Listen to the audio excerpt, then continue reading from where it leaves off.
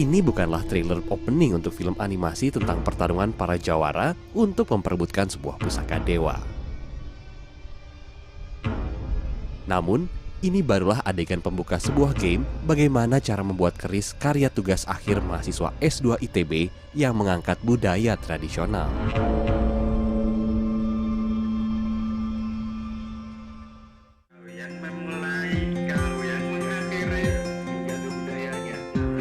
Di saat lingkungan kampus tengah berpesta pora untuk menyambut wisuda dengan segala kemeriahannya, serasa tak peduli, justru 4 orang mahasiswa program studi desain komunikasi visual ini bergegas masuk kelas untuk segera menyelesaikan tesisnya.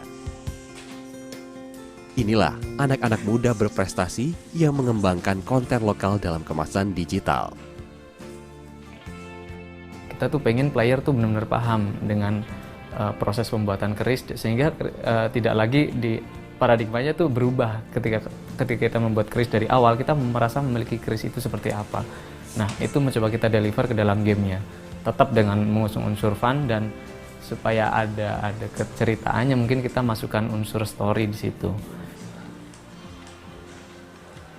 Kementerian Pendidikan dan Kebudayaan memberikan beasiswa pada mahasiswa-mahasiswa ini agar bisa mengangkat kembali budaya tradisional agar lebih diminati anak muda di era globalisasi.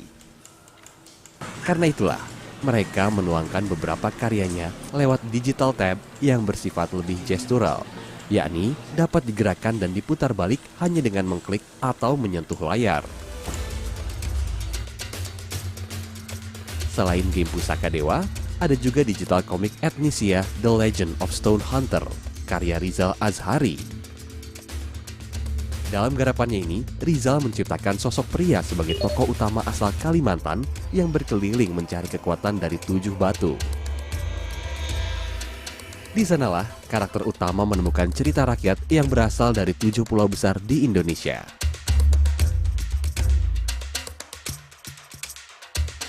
Digital komik lainnya dibuat oleh Ramadan S. Pernyata dengan judul Lembus Wana Saga, yang mengangkat tokoh mitologi dari cerita rakyat Kalimantan Timur seperti berikut ini.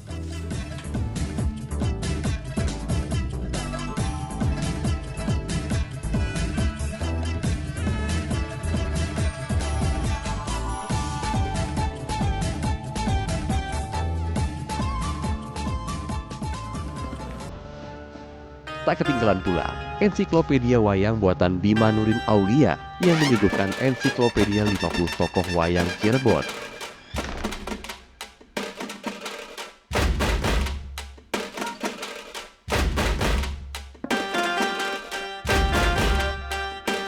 Di antara semua contoh aplikasi itu, beberapa di antaranya sudah mulai dipublish, seperti Bamboo Beat, yang bisa dimainkan dan mengeluarkan bunyi layaknya alat musik angklung, dan juga Nitiki, sebuah permainan menyusun titik-titik pola hingga akhirnya menjadi suatu batik. Semua aplikasi yang sudah ataupun belum terpublish tentu saja tidak dibuat begitu saja tanpa ada penggagasnya.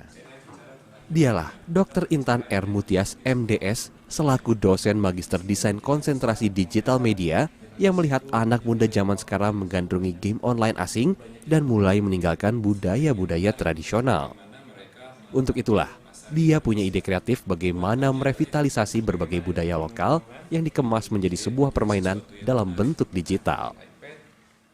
Ada satu gap generasi dari digital ke tradisional, itu menjadi benang merah di sananya, menjadi jembatan di antara keduanya itu. Sehingga ketika masuk, itu insya Allah saya pikir budaya itu akan bisa bertahan di tengah-tengah eksistensi digitalisasi dan budaya global. Bagaimana wayang itu meregenerasikan kepada generasi berikutnya gitu. Oke lah, tidak jadi wayang, tapi secara nilai kulturalnya disalurkan gitu ya, diregenerasikan. Zaman yang terus berkembang seiring kecanggihan teknologi memang harus dimanfaatkan untuk terus mengenalkan kekayaan budaya Indonesia yang sangat luar biasa. Sebab jika tidak, bisa saja aneka kekayaan negeri ini tergilas kencangnya perkembangan teknologi. Beruntung, ada sekelompok mahasiswa S2 ITB yang mengangkat kembali budaya tradisional dalam kemasan digital yang beda, namun tetap dengan ruh yang sama, yaitu lokal budaya itu sendiri.